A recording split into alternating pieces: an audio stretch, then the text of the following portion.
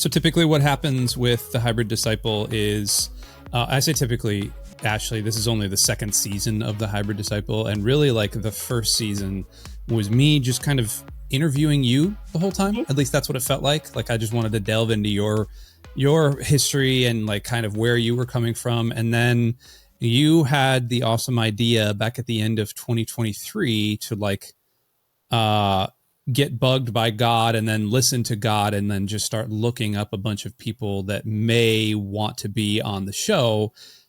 And by and large, they all said yes, right? Like, did you have anybody that said no to you? Nobody. Huh. I mean, yeah, nobody said no.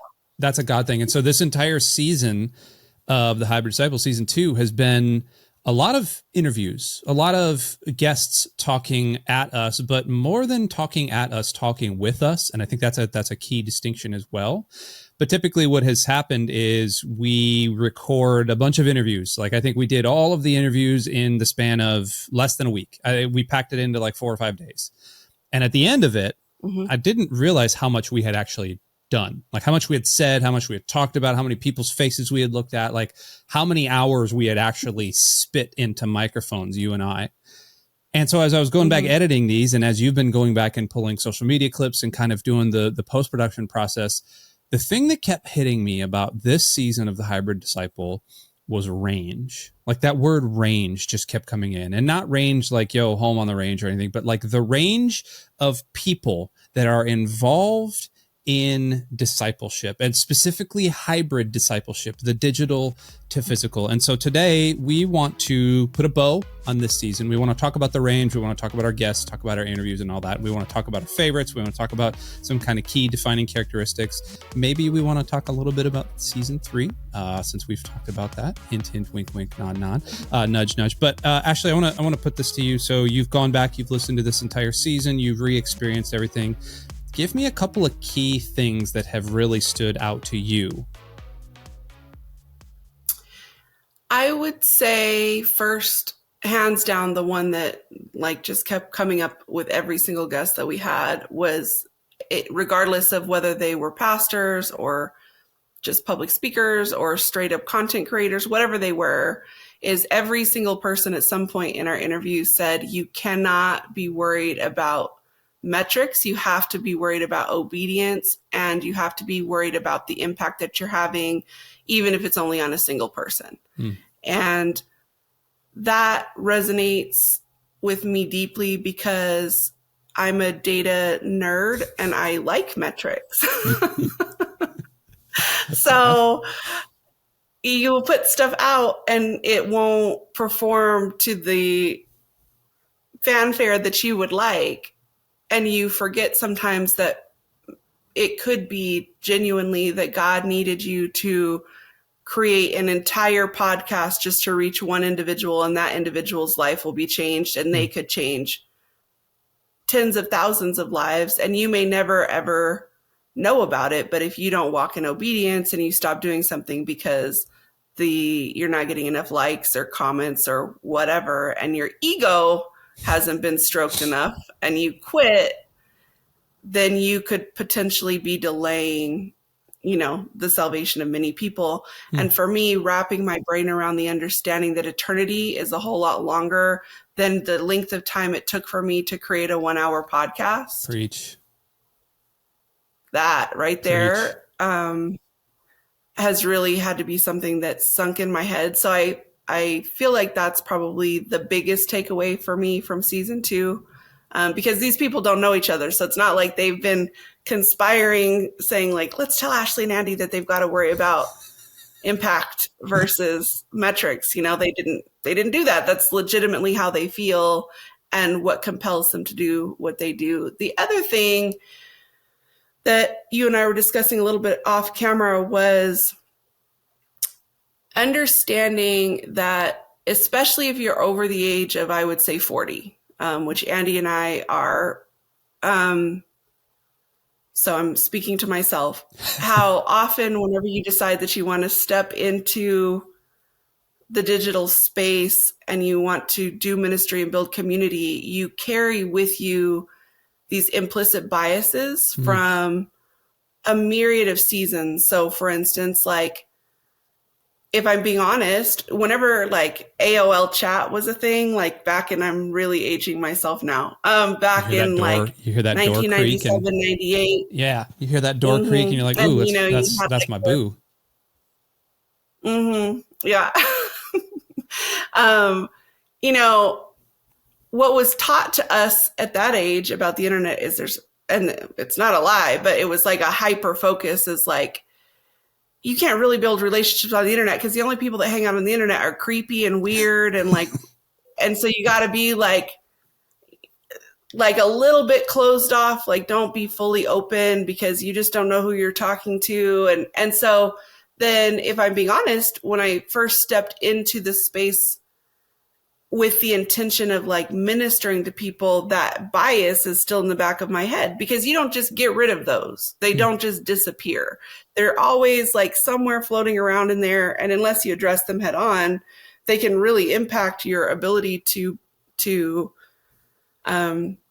engage with people at the level that you need to be able to engage with them in order to genuinely build community. And so as we just discussed, you know, had these different conversations, people would talk about some of those things. Like I thought ministry was this and it's really this, or I felt like I was going to do it this way. And I had to really allow myself to grow and change and like mold to what it really needed to be. And I think that comes down to rooting out, acknowledging, and then rewiring with intentionality, implicit biases that we carry into the digital space, especially if we're old school church kids, like understanding that this doesn't work the same and that's not bad. It's just different, you know? So you talk about the obedience thing. And I think that was a key. I kind of referenced it at the very beginning of this episode where obedience was that thing that actually led you to start, you know, reaching out to people and reaching out to me to like kind of get the band back together. Where in terms of obedience have you really been trying to follow the Lord lately because of what we've been talking about? Like what have been the things that you've kind of pulled from this that you've gone, yeah, that's a real actionable step that I've been able to accomplish because of what we've talked about? Well, with 12, my church, God had been saying many times, like, you need to start doing these family dinners. And I'm like, oh gosh, family dinners. Stupid. I don't want to do family dinners. Dang it, God. And so what a family dinner is legitimately is just saying, hey, we're all meeting up at this spot. Come through. We'll buy you dinner. We're going to chill out and have conversations about whatever it is that you're doing, get to know each other. And then we will have conversations about God, holding space for people to ask difficult questions. Sometimes we'll answer them. Sometimes we'll tell them we don't know, but giving them the space to be able to have those conversations. And really one of the things that was holding me back was like, well, you know, 12 has a pretty large following. And I say large as in like it's 3 years old, has no budget, and basically is just organically grown. So the fact that, you know, we're in 3,000-ish consistent followers and, you know, about 400 followers on or subscribers on YouTube, and it's completely organic, like we're doing well. But I'm like, God, these people are all over the country, so this is dumb. Like, I don't really think having family dinners in Phoenix is the way to go. And you all listening are like, there's no way she talks to God like this. No, it is 100%. And I'm not being disrespectful. He just knows I'm his kid. He knows me. There's no reason for me to pretend like I don't talk to him this way, because he would be like, you're lying right now. You do talk to me like that, yeah. But it's okay because you're my kid and this is just who you are. But per usual, God's like, are you done? Like, now that you've thrown your tantrum, like, what are we going to do? Like, are you going to do it or not? And so as we've recorded these episodes, what really just kept sticking with me is, Ashley, it doesn't matter if it's you and 2 other people at family dinner. You need to just do family dinner. because that's what needs to be done. And so we did our first one, and it was a resounding success. And we had a solid number of people show up, and they were all very excited. And so the first one, we had 16 people come, and I was like stoked. I was like, 16 is solid, you know? Well, at this moment, so we have our next one in a couple of weeks. And in this moment, I have 47 people who have RSVP'd, which is like tripled. Like it's tripled because the people that came were so excited. And now and now 46 people have RSVP'd. We still have a couple weeks. That means like 30 will come, but that's still double. Yeah. And it's just, at the end of the day, it's more about just being obedient. So even if 10 people came, it's really the fact that the first 16 people that came were really, really impacted and have been going out and telling people like, hey, there's this space that if you need to like flesh out some of your questions about God or faith, like this is a safe space to do that. It's a win, you know, and I'm not sharing, you know, deep dive into biblical text in front of 5,000 people. But it's about the obedience, right? It's like there's Ashley's version of what's successful and God's version of what's successful. And I think that for me, like really wrapping my brain around success is in the obedience. It's not in the result of the obedience. The obedience itself is what determines whether or not you have been successful at something. So that's good. That's good. I remember, so in terms of obedience, off camera, you and I were talking about Katie Balmer, the episode with Katie Balmer. One of my favorites. I feel like I'm going to say is one of my favorites because a lot of them were my favorites. Katie had a particular way, and if you haven't listened to it, go back and listen to it. I'm going to put in the show notes of this podcast and in the details of this video, wherever you're watching or listening, all the episodes plus the playlist and everything like that. But Katie had this way about her. She had this like genteel Southern girl way. So I married a Southern woman. So like I get the real genteel side and also the real like butt kicker side. And that's like my wife does that where she can just say like, bless your heart. But really what she's saying is like, yo, screw you. And like, you need to go do this thing. And I feel like Katie had that, like she had that silent assassin kind of smiling at you while at the same time, like she knows she's smarter than you. And one of the things I took away from that was that is an incredible tool for ministry. Like that is for her to be able to walk into a group of sorority young women that are part of a sorority and to tell them, hey, the guy you're dating is a dirtbag. And oh, by the way, Jesus is way better. Like that's huge. But the second thing that really I drew from that was that she was a yoga instructor. She was doing like all sorts of other things. Like she was definitely not in the faith. She was not doing anything. And then God called her to this and she was obedient to it. We heard from Joey Papa, the same thing. Like Joey was doing a whole lot of stuff and then he was obedient to the call. He deconstructed, then reconstructed. I feel like he probably deconstructed and reconstructed like 17 times in his life. You know, every single person had this obedience thing. And I almost wonder, the thing that I keep coming back to is in the year of our Lord 2024 that we are in right now, I feel like we have an obedience problem as a discipling as discipling or disciplers, let's put it that way. We have an obedience problem because we chase every stinking shiny thing, because the algorithms are built to make us chase every single shiny thing, because everything that we are looking at is so fast and fleeting, and it's built to satisfy our hungers and our cravings and all of these other things. And I almost wonder if you and I can't kind of speak into that a little bit in our next season, a little bit more of not necessarily the, like, how do we fix obedience? Cause like, that's not on us. That's going to be like a personal thing, but how can we provide tools and how can we provide conversation and how can we provide resources for people who do want to do this the bridge between digital and physical, like we talk about in terms of discipleship? How can they actually have tools and resources and ideas and thoughts on how to do what you're doing with Family Dinner and do what you did with Hybrid Disciple and do what I'm doing with Lux and do what I'm doing with all of these other things. Like I see like a movement of that, and that keeps popping up all over the place.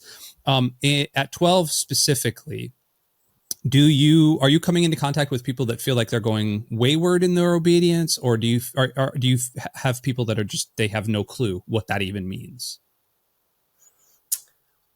I would say that the people, I work with two very different groups with 12. So as we have started networking, because if, for anyone who isn't aware, originally 12, we would preach short sermons, and the intention originally was to have in-home cell churches in the 12 largest cities in the United States, using the center sermon as like the foundational teaching for that week. And then God was like, that is like, you are Superwoman, but that is too much. It's not going to fly. It won't work. So as God just started really kind of clarifying the vision for me, it was like, there are so many amazing people doing just dope things all over the country, pastors and ministry leaders. And so you need to just network with them, utilize your skill set on the internet to drive traffic to what they're doing. If they're in Phoenix, great. They participate with you and what you're doing. But if they're in DC, then you need to go hang out with Marcus. And if they're in LA, they need to go hang out with Manny. And, and so I've created this network of really amazing pastors and ministry leaders who are now, they still have their own churches. Like we're not like a group. We're still very much operating in our own ministries, but they're coming on and teaching as guest teaching pastors for 12. And then the week, for instance, the week that Will Cumbie is sharing, then all of the SEO money that I'm putting toward, toward promoting 12 will all be in the Houston area. So that way, if somebody in Houston finds 12 and they're like, well, I love this, I want to keep consuming this content, but I live in Houston, so I want to get plugged into a community in Houston, they can go find Will Cumbie, because we know Will's a good dude. I mean, he's been on this podcast. He works for Fuel Networks with UIWI. And if you find him, he will help you get plugged into this community. And so it's really about tearing down the territorialism within the body of Christ and saying, like, these are not my people, they're God's people. And how do I work in tandem with you all to make your ministry as successful as possible, while also supporting the ultimate vision of 12. And that's just to get the internet as much gospel and solid theology as possible.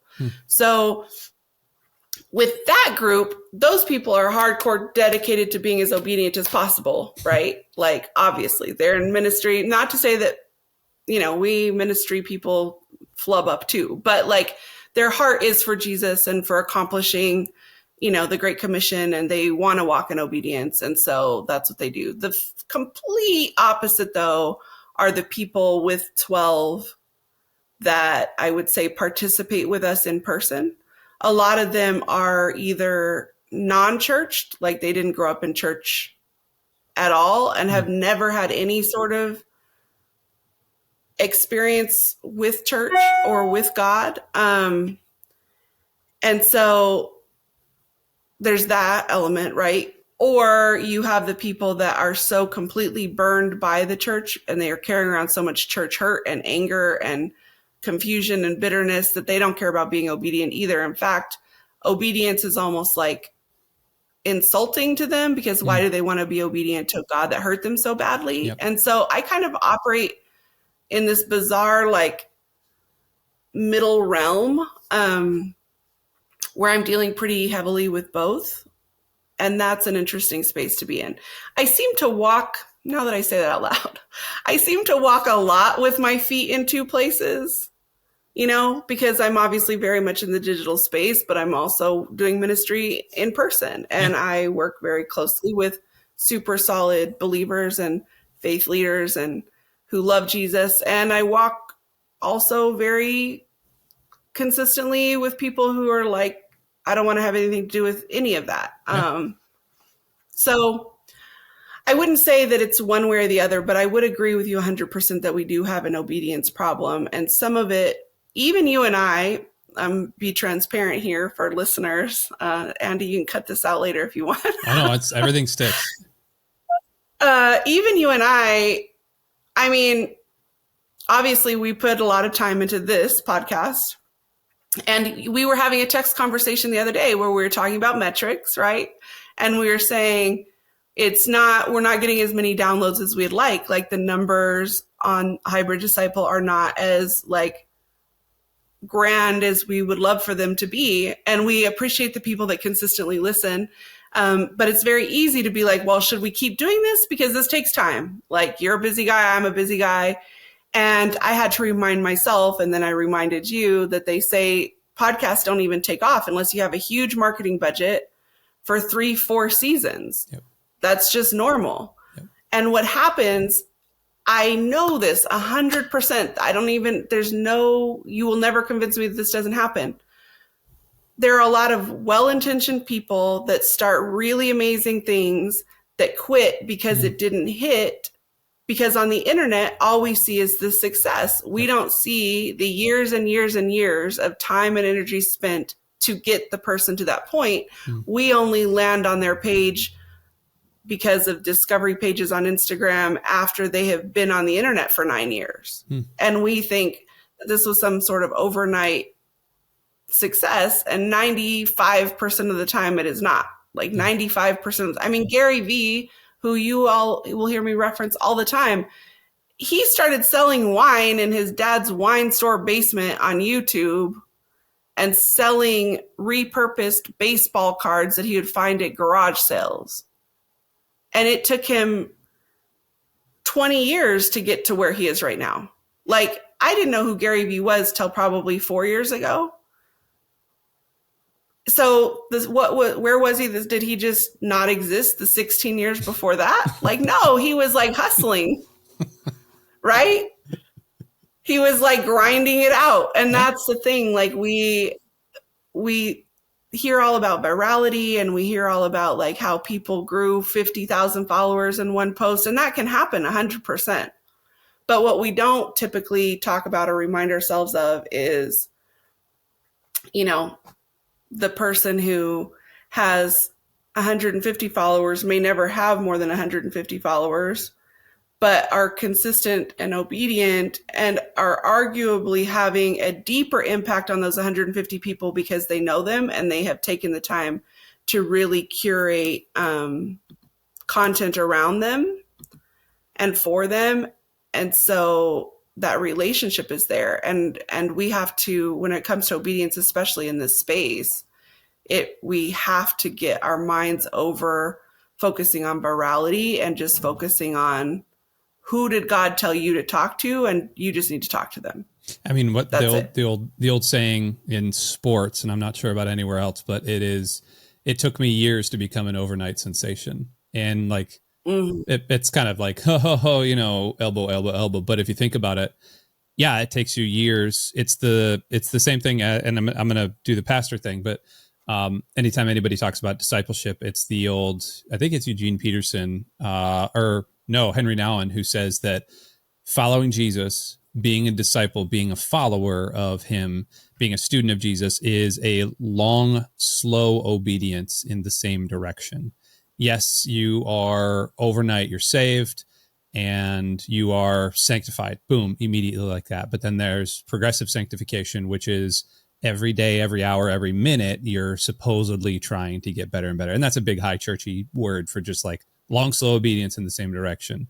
And so I think we didn't mean to talk about obedience today. And so this is just kind of an evolving conversation here. And I'm pretty glad of it, or glad for it. But there's a thing that's been coming up in a lot of my journaling time, a lot of my kind of quiet time has been the idea that I am keeping God from something. And of course, it's never going to happen because God is God. He's way bigger than all of that. But there's the thing that if I'm not following, then I'm trying to step in the way of what he's doing. And I would never want to do that. And I don't think anybody that we had on this season would ever want to do that. But I think everybody that we had on this season would say, yeah, at one point in my life, maybe even now, I have my foot in the way of God as he's trying to move. And I'm like sitting there holding the door shut, So I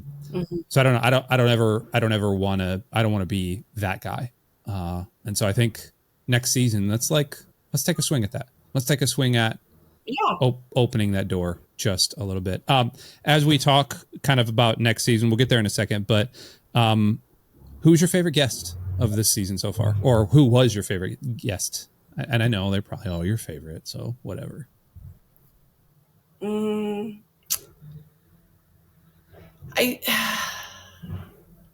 That's hard for me because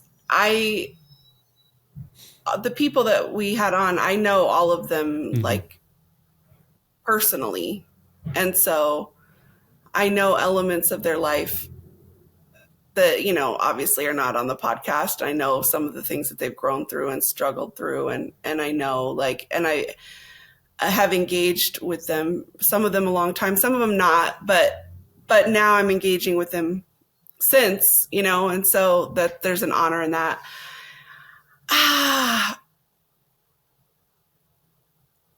I mean, I love Joey. I love him because Joey is just not afraid of being 100% real and giving people like the space to be 100% real. So he's definitely in my top, you know, I enjoyed that conversation. I think that he said some things that probably shocked some people. Yeah.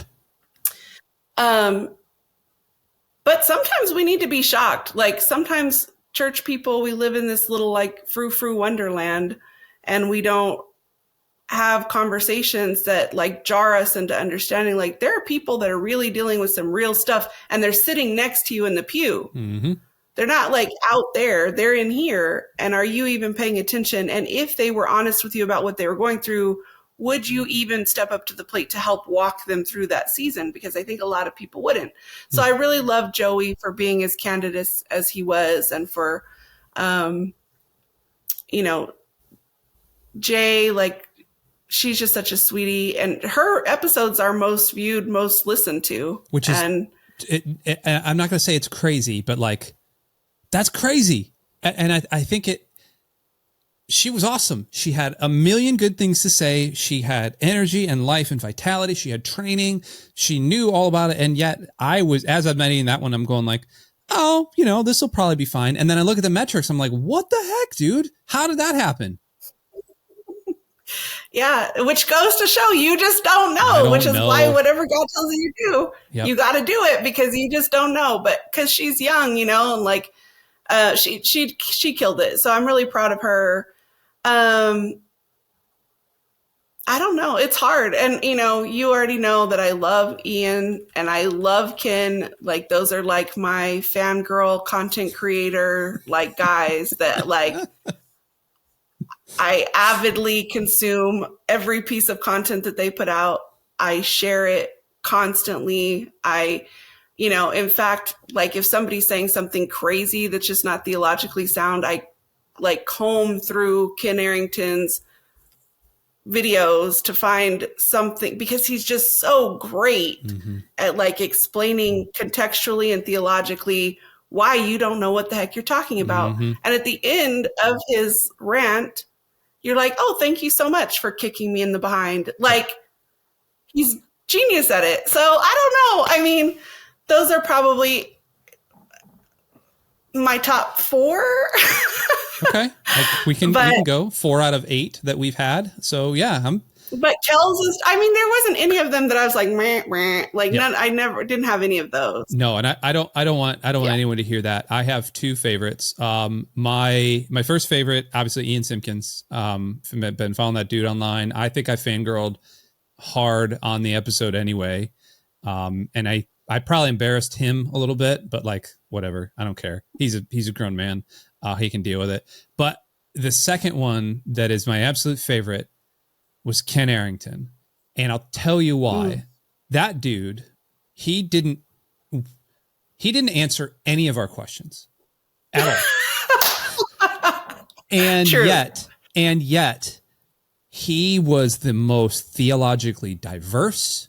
He was, I mean, we started, I specifically remember recording that episode and he was spitting something and I was like, hold on, I have to hit record. And then I hit record and literally the beginning of that episode that you hear on the podcast was the second after I had hit record and I said, okay, go.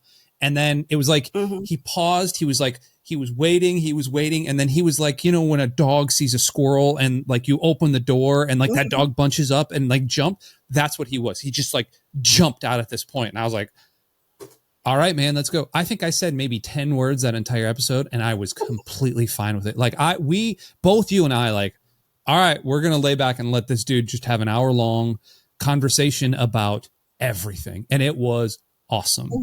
So Ken will be forever my favorite out of this entire season. All of them were good. Yes, all of them were A. He was like an A+, hands down.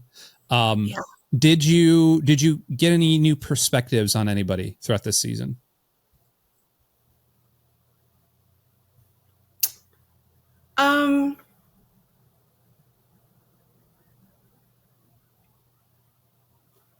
I would say Nate, I think I got a different perspective on him. Nate and I engage with each other very much on a content creator plane.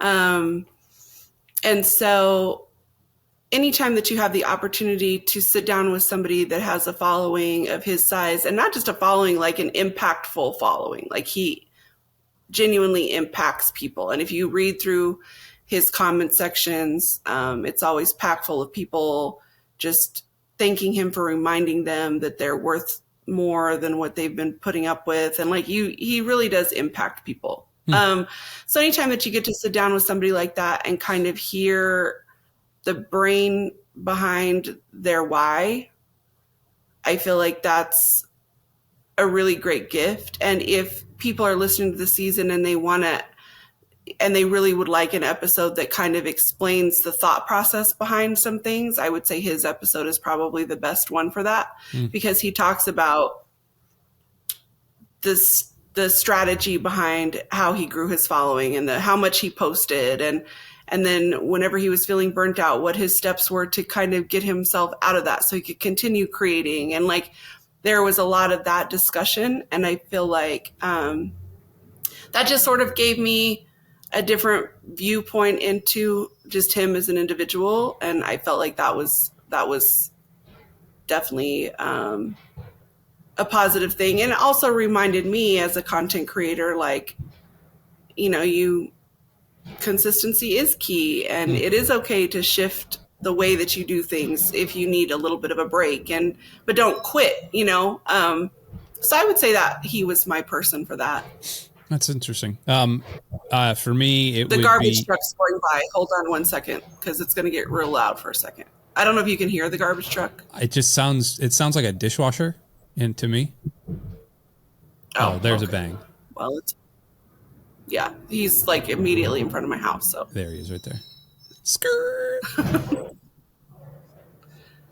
Yeah, if Justice were here, he'd be freaking out. I don't know why all little kids are just obsessed with the garbage truck. Freaking love them. Want to go out and wave at the garbage truck. Yep, I don't get it. Okay, he's gone. He'll like hear him down the street and stand at the window and just watch forever until the garbage truck comes. Well, it looks like a dragon. That's why. Transformer. You are Transformer. And he's like, and then when he sees it, he's like, it's a truck, it's a garbage truck. And I'm like, yeah. Wow. Cool, dude. Yeah. Cool. Let me show you what a taxi is too. I'm sure you'll get freaked out by the taxi. Okay, let's where were we? Oh, okay. I was going to talk about changing opinions. Yeah, okay. Different perspective, yeah. Yes. So for me, this season, the one perspective that I knew of pretty much everybody, but I didn't really like engage with a lot of them. Obviously, Joey had engaged with, Ian I had engaged with, Kels to a certain degree I had engaged with. The one that really kind of my perspective shifted on her was Katie. I already talked about it, but I think it was the genteelness of I'm a sucker for a Southern belle that knows how to like like get in the trenches and just do the work. That's why I married one. And like, I'm a sucker for that. And like Katie, she knows what she's doing, man. And my perspective didn't necessarily shift. It was just like, it opened a brand new door. And so like, I actually went and started downloading episodes of her podcast after we got done talking. I had done obviously a little bit of research, and had done cursory things on YouTube and had listened a little bit, but like, I am now a subscriber. Like she sits in my Overcast feed and whatever. It's like, I listen. So thank you, Katie, for yet another thing. Before we kind of start to wrap up here, what are we looking at in terms of season 3? I know we kind of talked about obedience. You and I had been texting back and forth. Kind of walk me through your thought process on looking into season 3 and, in a couple months when we do start recording. I would really like season 3 to sort of take a little bit more time to delve into the how. And obviously we have guests and all of that, but I feel like this season we really were able to discuss kind of the necessity and the why and the impact that people can have, and the need for being able to operate digitally and bridge into physical discipleship. I feel like we have talked about that, and now I feel like where hybrid needs to go, and where I hope that we'll have opportunity to have conversations with people that are maybe using different technologies that people aren't aware of, that they need to be aware of, like Discord and just different tools that people may have heard of that terrify them, that we need to delve into and sort of take the like, ooh, that's scary away from those things. And then even having conversations with people that do certain things really well, like just writing strategic captions, and how do you do this thing? How do you market something so well on the internet to the community that you've built that now they will show up in person? Because that's a thing. Like, a lot of people will have these huge followings online, but they're not going to show up in real life, So having some of that, like whenever you're being obedient, what tools do you use to walk that obedience out? I think that we forget that, because you and I very much operate in this world and use these tools every day, that everyone understands how to use them and how to use them strategically, and they don't necessarily. They may want to, but they legitimately don't know how. So I would say delving into some of that. I would say that that's a key thing that's on my heart for as we step into this next season.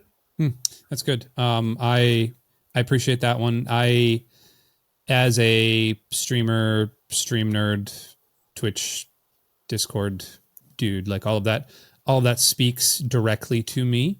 I think the key component, and we were kind of discussing guests and possible asks and all those things there. And I think the one thing that you and I really have on our side is, A, we have connections all over the place, but B, you and I have both been on both digital and physical ministry sides. And to this day, we still operate in that space. You are firmly 1 foot planted in both.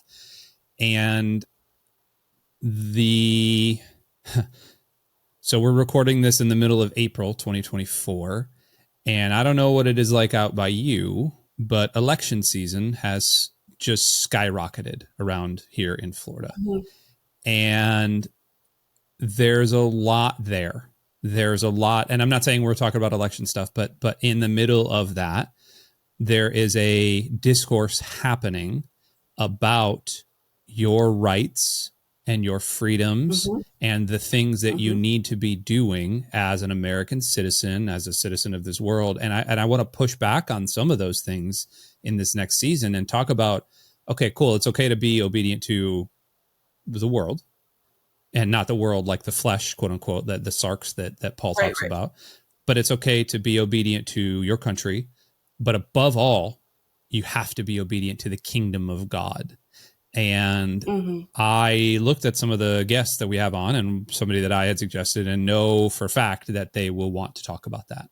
And that excites me because Mm-hmm. we at Lux, we're getting more and more questions about this. And I don't know about 12. You're probably not yet. You might. We're getting more and more questions about what is my duty and what is my responsibility to my country, to a candidate, to a political party, to all of these other things. What is my duty there versus my responsibility to the kingdom of God? Do you get those type of questions, by the way, at 12? Yes. And especially because Arizona is about to, put us back into the 1800s with the law shifts. Yep. So it's a major concern here, especially among the young people that I work with. To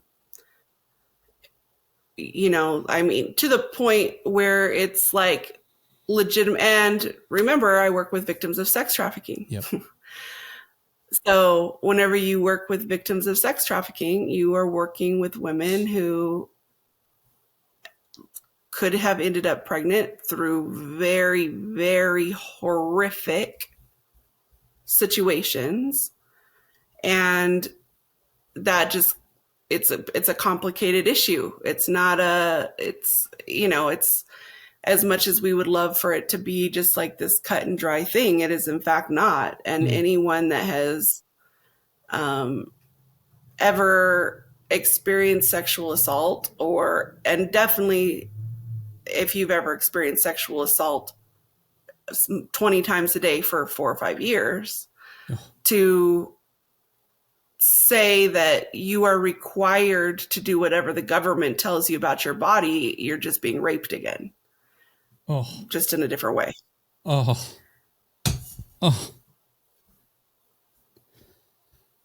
Yeah.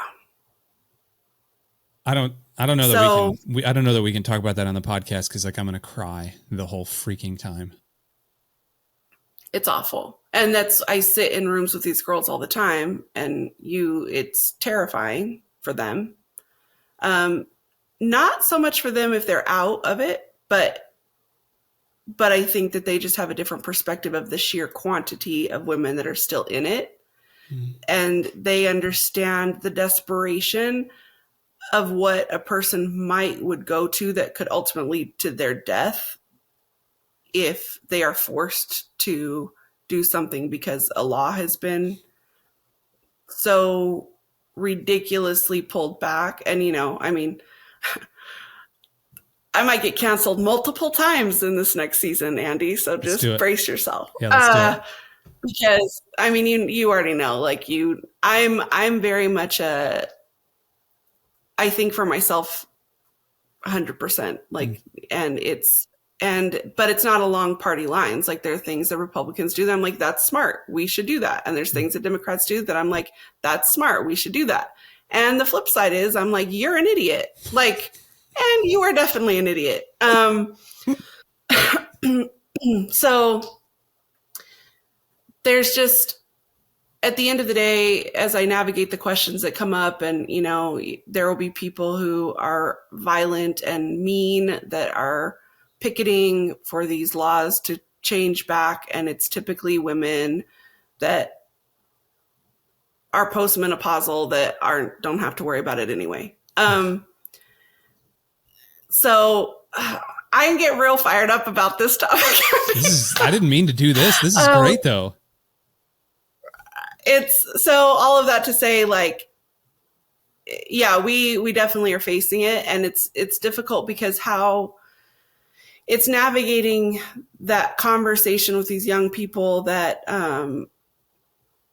you are as valuable as an unborn child is, and you should not be treated like you're less valuable just because there's an unborn baby in the mix. It's just a complicated thing. But whenever it comes to discipleship, and I stand firmly on this, I will say this, scream it from the rooftop. I do not care what you say. The United States is not a Christian nation. It has never been a Christian nation. It was created to create religious freedom so that all people of all faiths could come here and worship however the heck they want. And the minute that you start leveraging a religion to become like the predominant religion of any nation, then you start creating places like Afghanistan. Yeah. The only difference is that now you have Christian tyrants instead of Muslim tyrants. But a tyrant is a tyrant. And the United States was never meant to enforce any particular religious ideology. And it is not the government's job to enforce the Bible. It is the government's job to support the Constitution. The Constitution was written and created so that all people had the same rights. Gay people, straight people, trans people, Christian people, Muslim people, Hindu people. We are all supposed to have an equal playing field to be able to operate however it is that we feel called to operate. Because the reason God created free will is because it is not love and it is not obedience and it is not relationship if the person is doing it because they are forced to. You cannot say this is a Christian nation if people are being forced to walk out Christian principles that they don't believe. It's not a Christian nation. It is a tyrannical nation where people are being force-fed and made to do things that they don't want to do. And I say this as a woman. I love Jesus. Like, I passionately love him. He rescued me from a pit. And everything that I do every single day is with the intention of introducing people to that Jesus. But I have so much faith in that Jesus that I know if somebody meets him for real, they're going to change their life. Then they probably won't put themselves in situations that cause them to have to make really hard decisions because they're passionately pursuing him and they change. I love that Jesus.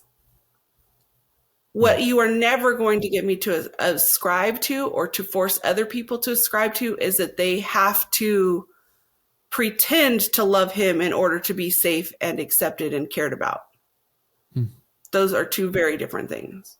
Well, we can get into those. I didn't mean to take us there either. Goodness gracious. We had a loose plan going into this, and then we have gone everywhere. I love this.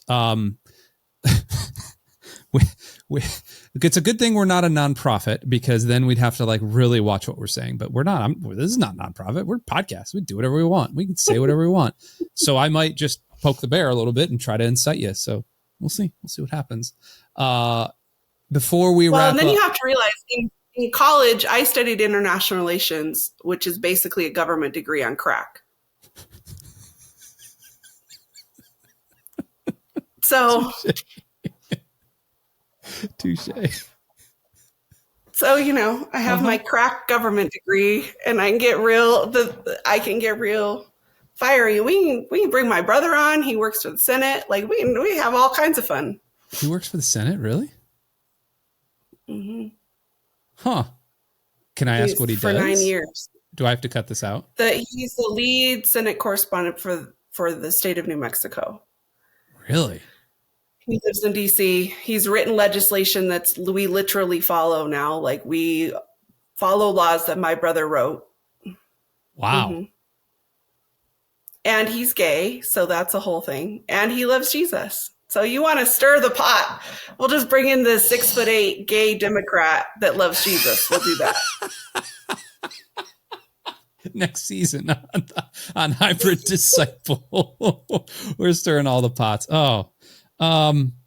Okay. Well, on that note, before we wrap up, anything we want to touch on, any final closing thoughts on season 2?